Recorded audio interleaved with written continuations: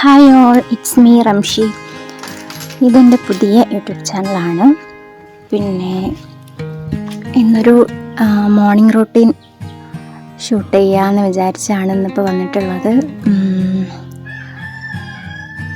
രാവിലെ സാധാരണ എല്ലാവരുടെ വീട്ടിലും നടക്കുന്ന ചെറിയ ചെറിയ കാര്യങ്ങൾ മാത്രമാണ് ഇപ്പം ഞാനതിൽ ഉൾപ്പെടുത്തിയിട്ടുള്ളത്. അപ്പോൾ എല്ലാവരും സപ്പോർട്ട് ചെയ്യുക. ന്യൂ ചാനലാണ്. ട്രിപ്പോഡൊന്നും കയ്യിലില്ല.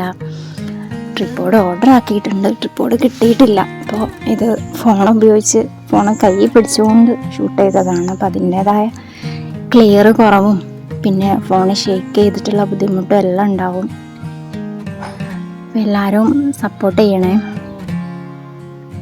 ഇതിപ്പോൾ ഞാൻ രാവിലെ എണീച്ചൊരു 7-7:30 ആയി. ഇന്ന് മോനെ മദ്രസയിലേക്ക് വിട്ടതിന് ശേഷം എണീച്ച് വന്ന് ഡോറ് തുറന്ന് പുറത്തുള്ള വ്യൂ ആണ് കേട്ടത്.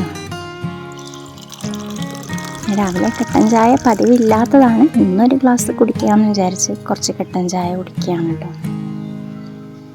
ഇന്നിപ്പോൾ നമ്മൾ പൂരിയാണ് ഉണ്ടാക്കുന്നത്. കുറച്ച് മൈദയും കുറച്ച് ഗോതമ്പ് പൊടിയും കൂടെ മിക്സ് ചെയ്തിട്ടുള്ള പൂരിയാണ് ഉണ്ടാക്കുന്നത്.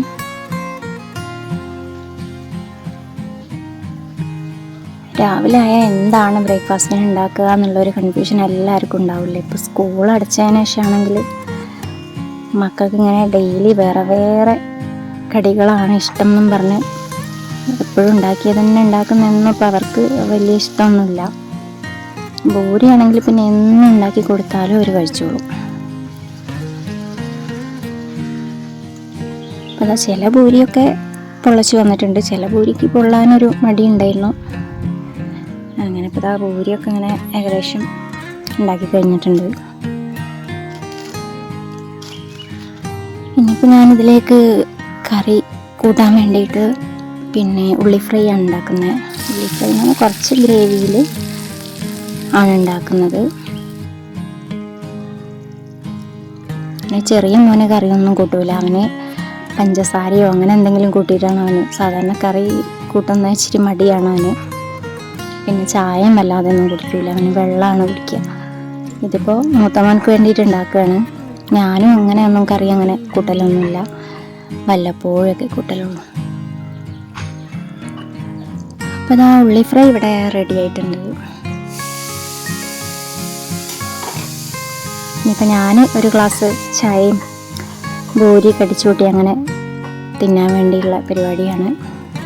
അപ്പോൾ അത് കഴിഞ്ഞിട്ട് വേണം ഇനി മുറ്റത്തേക്ക് ഇറങ്ങാൻ. മുറ്റടിക്കാനുണ്ട്. ഇപ്പോൾ തന്നെ നേരം കുറച്ച് വൈകി, 8 മണി കഴിഞ്ഞു. അപ്പോഴത്തേക്കും വെയിലായി. മുറ്റടിക്കാനാണെങ്കിൽ കുറച്ചുകൂടെ നേരത്തെ ഇറങ്ങുന്നതാണ് നല്ലത്, അല്ലെങ്കിൽ ഭയങ്കര വെയിലാണ്.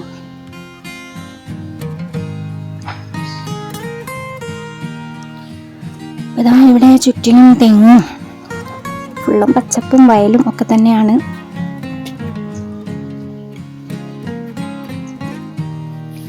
പിന്നെ മിറ്റടി തുടങ്ങട്ടെ. ഇന്നലെ ഒരു പണിക്കാരനുണ്ടായിരുന്നു. കുറച്ച് ഇഞ്ചി നടാനും ഒക്കെ കൂടെ ആയിട്ട് വാപ്പ വിളിച്ച് ഒരു പണിക്കാരനുണ്ടായിരുന്നു. അപ്പോൾ ഇവിടെ ആകെ കുറച്ചൊക്കെ എന്തൊക്കെയോ വെട്ടി നിലത്തോടെയൊക്കെ ഇട്ടിട്ടുണ്ട്. അതൊക്കെ ഒന്ന് അടിച്ച് ക്ലീൻ ആക്കാനുണ്ട്. മിറ്റം കുറച്ച് കൂടുതൽ അടിക്കാനുണ്ട്. ഇവിടെ 4 സൈഡും കൂടെ കൂട്ടി നോക്കുമ്പോൾ അത്യാവശ്യം കുറച്ച് ഉണ്ട് മിറ്റടിക്കാനായിട്ട്.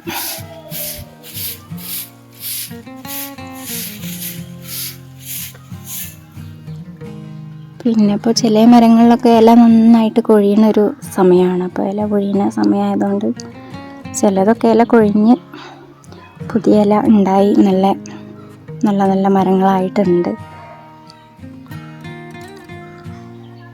പിന്നെ അകത്ത് കയറി മിറ്റടിച്ചു വരൽ കഴിഞ്ഞ് അകത്ത് കയറി പിന്നെ പാത്രമൊക്കെ കഴുകി അടുക്കള ഒന്ന് ക്ലീനാക്കി. ഇത് ഇന്നലെ വെട്ടിയ വാഴക്കൊലയാണ് കേട്ടോ. പോകുമ്പോഴാണെന്ന് തോന്നുന്നു. ഇത് വെട്ടിക്കഴിഞ്ഞ ശേഷമാണ് മോപ്പ് കുറവാണ് എന്നൊക്കെ പറയുന്നുണ്ടായിരുന്നു ഉമ്മയും പാപ്പയൊക്കെ. ഇനി കല്ലിൽ കുറച്ച് അലക്കാനുണ്ട് പുറത്ത്. ഇത് മെഷീനിൽ ഇടാൻ പറ്റില്ല, മോൻ്റെ ഫുട്ബോൾ കളിക്കുന്ന ഐറ്റംസാണ്, ജേഴ്സിയും ഷോക്സും ഒക്കെ. അപ്പോൾ കല്ലുമ്മ തന്നെ അലക്കിയാലേ അത് ശരിയാവുള്ളൂ.